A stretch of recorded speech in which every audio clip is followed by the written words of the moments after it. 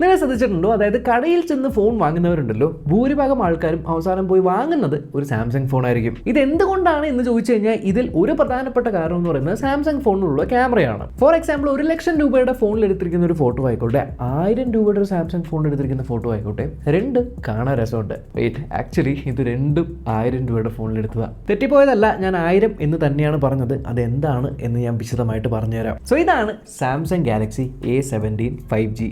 കാണാൻ തന്നെ നല്ല അട്രാക്റ്റീവ് ആയിട്ടുള്ള ഒരു ബാക്ക് പാനലൊക്കെ ഉള്ള ഫോണാണിത്. And of course A series എന്ന് പറയുമ്പോൾ തന്നെ ബിൽഡ് ക്വാളിറ്റി യാതൊരു കോംപ്രമൈസും വരുത്താറില്ല. ഗൊറില്ല ഗ്ലാസ് വിക്ടസിന്റെ പ്രൊട്ടക്ഷൻ കൊടുത്തിരിക്കുന്ന ഒരു front display, IP54 rating, flagship ലെവലിലുള്ള അപ്ഡേറ്റ്സ്, ഈവൻ കോർ ആയിട്ടുള്ള AI features like circle to search, Google Gemini Live, cross app integration, ഇതെല്ലാം അടങ്ങിയിരിക്കുന്ന ഈ ഒരു സ്മാർട്ട് ഫോൺ. ഇതിനെപ്പറ്റി വിശദമായിട്ട് നമ്മൾ ഓൾറെഡി അൺബോക്സിംഗ് വീഡിയോയിൽ സംസാരിച്ചിരുന്നു. പക്ഷേ ഇന്നത്തെ വീഡിയോ എന്ന് പറയുന്നത് എസ്പെഷ്യലി ഈ പുറകെ കൊടുത്തിരിക്കുന്ന 50 മെഗാ പിക്സലിലെ no shake camera actually practical യൂസിൽ എങ്ങനെയുണ്ട് എന്നുള്ളതാണ്. ഇൻഫാക്ട് ഇതിന്റെ ലോ ലൈറ്റ് പെർഫോമൻസ് ടെസ്റ്റ് ചെയ്യാൻ വേണ്ടി മാത്രമായിട്ട് മൈസൂരിൽ പോയിട്ട് ദസറ കാണാൻ. സെറ്റപ്പ് സിമ്പിൾ ആണ്. 50 മെഗാ പിക്സലിന്റെ പ്രൈമറി ക്യാമറ ഉണ്ട്, ഒപ്റ്റിക്കൽ ഇമേജ് സ്റ്റെബിലൈസേഷനോട് കൂടിയിട്ട്. 5 മെഗാ പിക്സലിന്റെ ഒരു അൾട്രാ വൈഡ് ക്യാമറ ഉണ്ട്, 2 മെഗാ പിക്സലിന്റെ മാക്രോ ക്യാമറ ഉണ്ട്. ഇത് മൂന്നും കൊടുത്തിരിക്കുന്നത് ഈ ഒരു പിൽ ഷേപ്ഡ് കട്ടൗട്ടിന് ഇവർ ക്യാമറ ഐലൻഡ് എന്ന് വിളിക്കുന്നു. 50 mega pixel primary camera f1.8 aperture ഉള്ളതാണ്. ഇഷ്ടം പോലെ ഫോട്ടോ സാമ്പിൾസ് ഞാൻ ചറ എടുത്ത് നോക്കി ഓരോ ഫോട്ടോസ് ആയിട്ട് നിങ്ങൾക്ക് കാണിച്ചു തരാം. ഈ ഫോട്ടോ സാമ്പിൾ കാണുന്ന സമയത്ത് പ്രധാനമായിട്ടും പ്രൈമറി ക്യാമറ എടുത്തിരിക്കുന്ന ഫോട്ടോസിൽ നമ്മൾ ശ്രദ്ധിക്കുന്ന കുറച്ച് കാര്യങ്ങളുണ്ട്. ഒന്ന്, സാംസങ്ങിന്റെ ഔട്ട്പുട്ട് എന്ന് പറയുന്നത് എപ്പോഴും പഞ്ചി, വിവിഡ് ആൻഡ് ബ്രൈറ്റ് ആയിരിക്കും. എടുത്ത ഫോട്ടോ അതേപടി നിങ്ങൾക്ക് സോഷ്യൽ മീഡിയയിൽ അപ്ലോഡ് ചെയ്യാൻ പാകത്തിനുള്ള ഒരു ഔട്ട്പുട്ട് ആയിരിക്കും പ്രോസസ്സിങ്ങിന് ശേഷം വരുന്നത്. ഇവിടെ എത്ര വലിയ ഹൈലൈറ്റ്, ഇപ്പോൾ പുറകിൽ നല്ല ബ്രൈറ്റ് ആയിട്ടുള്ള സൺ ഉണ്ടെങ്കിൽ പോലും ഫോട്ടോ എടുക്കുമ്പോൾ അവിടെ മൊത്തം ഇങ്ങനെ ബ്ലോൺ ഔട്ട് ആയിട്ടിരിക്കുമെന്ന് വിചാരിക്കും. ബട്ട് ഫോട്ടോ എടുത്ത് പ്രോസസ്സ് ചെയ്ത് കഴിയുമ്പോൾ ഓട്ടോമാറ്റിക്കായിട്ട് HDR മാനേജ് ചെയ്യും. ആൻഡ് ഈ ഒരു HDR മാനേജ്മെന്റ് എന്ന് പറയുന്നത് കോമൺ ആയിട്ടും ഞാൻ സാംസങ് ഫോണിൽ കണ്ടിട്ടുള്ള ഒരു കാര്യമാണ്. വളരെ നന്നായിട്ട് ബാലൻസ് ചെയ്യും. ഓൾസോ ഈ ഒരു OIS ഉള്ളത് കൊണ്ടും പ്രൈമറി ക്യാമറ കുറച്ചുകൂടി വലുതാണ് എന്നുള്ളതുകൊണ്ടും കൂടുതൽ ലൈറ്റ് ക്യാപ്ചർ ചെയ്യാൻ പറ്റും. അതുകൊണ്ട് നിങ്ങൾ ഫോട്ടോ എടുക്കുന്ന സമയത്ത് കുറച്ചുകൂടി ബ്രൈറ്റർ ആൻഡ് പഞ്ചി ആയിരിക്കും എന്ന് മാത്രമല്ല, ഇതിൻ്റെ പ്രധാനപ്പെട്ട ഒരു ഉപയോഗം എന്ന് പറയുന്നത് നൈറ്റ് ടൈമിൽ ഫോട്ടോ എടുക്കുമ്പോഴാണ്. കുറച്ച് നൈറ്റ് ടൈം ഫോട്ടോസ് ഞാൻ കാണിച്ചു തരാം.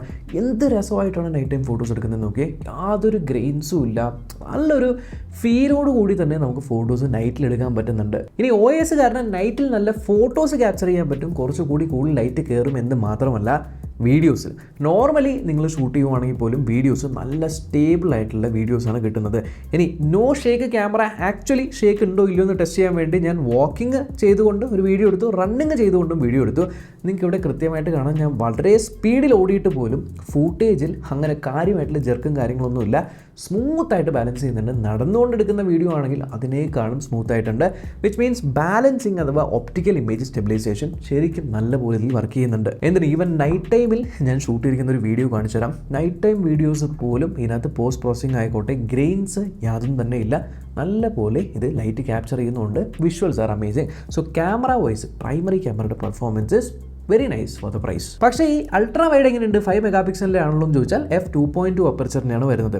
സർപ്രൈസിംഗ്ലി അൾട്രാ വൈഡ് ഫോട്ടോ എടുത്തു കഴിഞ്ഞ് പ്രോസസ് ചെയ്യുമ്പോൾ എന്തോ മാജിക് ബാക്ക്ഗ്രൗണ്ടിൽ ഓടുന്നുണ്ട്. പ്രൈമറി ക്യാമറയുമായിട്ട് കളർ മാച്ച് ആവുന്നുണ്ട്.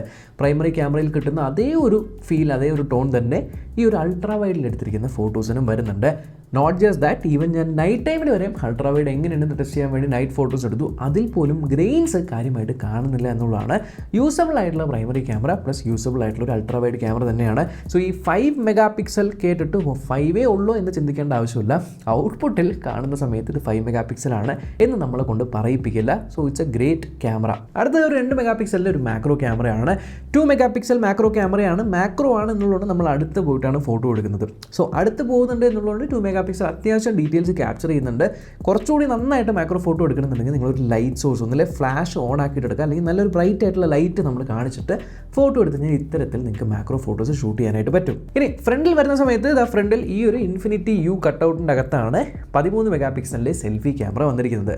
And 13 mega pixel selfie camera footages ഞാൻ നിങ്ങൾക്ക് കാണിച്ചു തരാം. Typical Samsung selfies. ഈ ടിപ്പിക്കൽ സാംസങ് സെൽഫി എന്ന് പറഞ്ഞാൽ എന്താണെന്ന് അറിയില്ല എന്നുണ്ടെങ്കിൽ, നോർമലി സാംസങ് ഫോണിൽ സെൽഫി എടുക്കുന്ന സമയത്ത് എല്ലാ ഫേസസും ക്ലിയറൻസും ബ്രൈറ്റ് ആയിരിക്കും. HDR നല്ലപോലെ മാനേജ് ചെയ്യും. വളരെ അപ്പീലിംഗ് അല്ലെങ്കിൽ ഐ പ്ലീസിംഗ് ആയിട്ടുള്ള ഫോട്ടോസ് ആയിരിക്കും വരുന്നത്. ആൻഡ് ഫോട്ടോ എടുത്തു കഴിഞ്ഞാൽ ഈ പറഞ്ഞ പോലെ ഇൻസ്റ്റാഗ്രാം റെഡി ഫോട്ടോസൊക്കെ ആയിരിക്കും വരുന്നത്.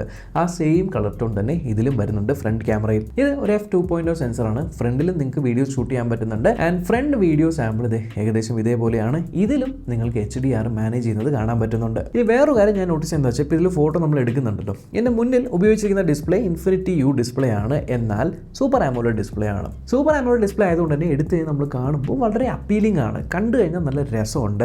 ആൻഡ് അത്യാവശ്യം നല്ല ബ്രൈറ്റ് ആയിട്ടുള്ള ഡിസ്പ്ലേ തന്നെയാണ്. യാതൊരു കുഴപ്പമില്ല. യൂസ് ചെയ്യുന്ന സമയത്ത് 90 Hz റിഫ്രഷ് റേറ്റ് ഉണ്ട്. സോ ഞാൻ അൺബോക്സിംഗ് വീഡിയോയിൽ പറഞ്ഞിരുന്നത് പോലെ തന്നെ നിങ്ങൾ നല്ലൊരു ക്യാമറ ഔട്ട്പുട്ട് കിട്ടുന്ന സാംസങ് ഫോൺ നോക്കുന്നുണ്ടെന്നുണ്ടെങ്കിൽ A17 5G നിങ്ങൾക്ക് നോക്കാം. 1056 രൂപയ്ക്ക് നിങ്ങൾക്ക് ഈ ഒരു ഫോൺ മേടിക്കാം. ഞാൻ ചുമ്മാ പറഞ്ഞല്ല, അതായത് നിങ്ങൾക്ക് ഇത് ഒരു ഡൗൺ പേയ്മെൻറ്റും കൂടാതെ, ഒരു ഡൗൺ പേയ്മെൻറ്റും കൂടാതെ നോ കോസ്റ്റ് EMIയിൽ നിങ്ങൾക്ക് 1056 രൂപയ്ക്ക് ഈ ഒരു ഫോൺ സ്വന്തമാക്കാൻ പറ്റും. എപ്പോൾ? ഈ ഫെസ്റ്റീവ് ഓഫറിൽ. ഇനി ഈ ഓഫർ കിട്ടാൻ വേണ്ടി നിങ്ങൾക്ക് നിങ്ങളുടെ നിയറസ്റ്റ് ഓഫ്ലൈൻ സ്റ്റോറിലേക്ക് പോവുക.